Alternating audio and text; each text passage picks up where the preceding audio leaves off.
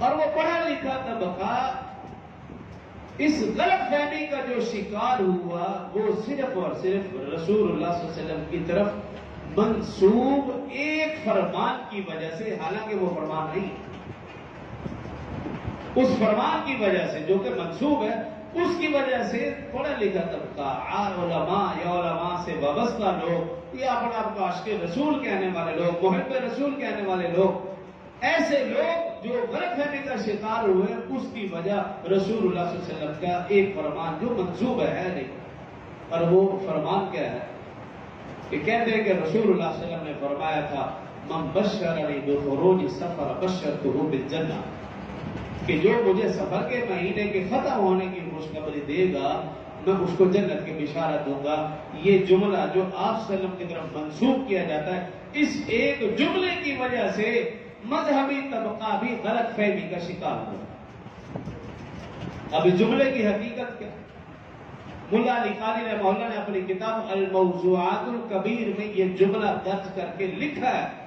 کہ یہ رسول اللہ صلی اللہ علیہ وسلم کا فرمان نہیں ہے، یہ بات موضوع ہے، من گھڑت ہے، لوگوں نے اپنی طرف سے گڑھی ہے، اس کا دور دور تک رسول اللہ صلی اللہ علیہ وسلم کے فرامین سے کوئی تعلق نہیں، یہ بات ہی جھوٹی۔ اگر بالفرض ہم اس بات کو مان بھی لیں کہ آپ صلی اللہ علیہ وسلم نے ہو سکتا ہے فرمایا ہو کہ جو مجھے سفر کے مہینے کے ختم ہونے کی خوشخبری دے میں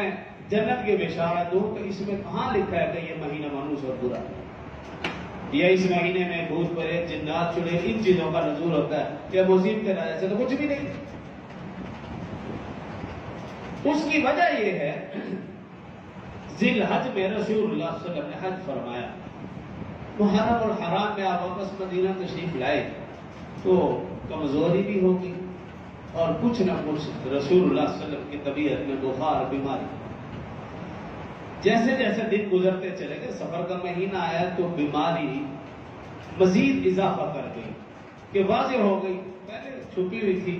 ہلکا پھلکا بخار جیسے ہوتا ہے، لیکن جب سفر کا مہینہ آیا تو رسول اللہ صلی اللہ علیہ وسلم کی طبیعت میں جو ہے نا وہ بہتری کی بجائے آپ کی طبیعت اور خراب ہونے لگی، آپ کی بیماری بخار واضح ہو گیا۔ لیکن جیسے جیسے سفر کا مہینہ بڑھتا آگے چلتا گیا بیماری بڑھتی چلی گئی، جب سفر کا آخری بدھ آیا تو رسول اللہ صلی اللہ علیہ وسلم کی طبیعت کچھ دیر کے لیے سنبھلی، کہ سنبھلی، آپ نے غسل بھی فرمایا اور چہل قدمی بھی فرمائی۔ تو اب صحابہ کرام رضوان اللہ علیہ مجمعین خوش ہو گئے کہ رسول اللہ صلی اللہ علیہ وسلم کی طبیعت بہتر ہو گئی،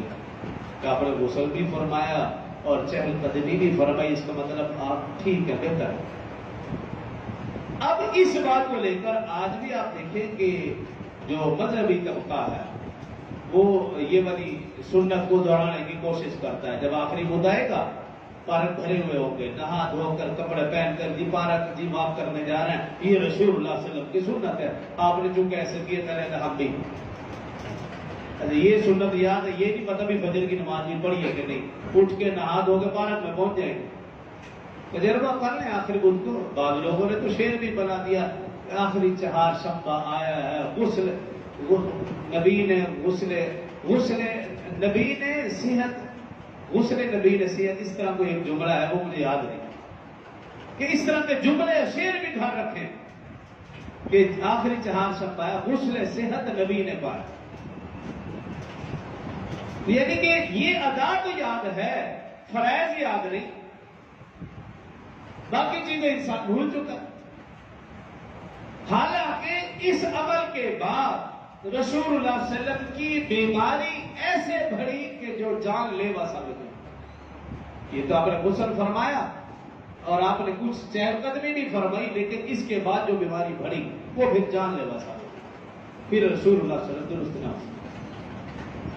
اب محدثین نے یہ لکھا کہ اگر اس حدیث کو صحیح بھی مان لیا جائے تو اس کا مطلب یہ ہے کہ رسول اللہ صلی اللہ علیہ وسلم کو اللہ رب العزت نے بتا دیا تھا کہ اب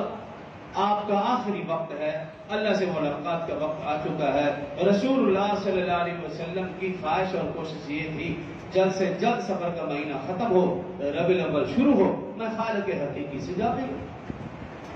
یہ اس کا مطلب ہے، نہ یہ کہ یہ مہینہ منحوس اور برا ہے۔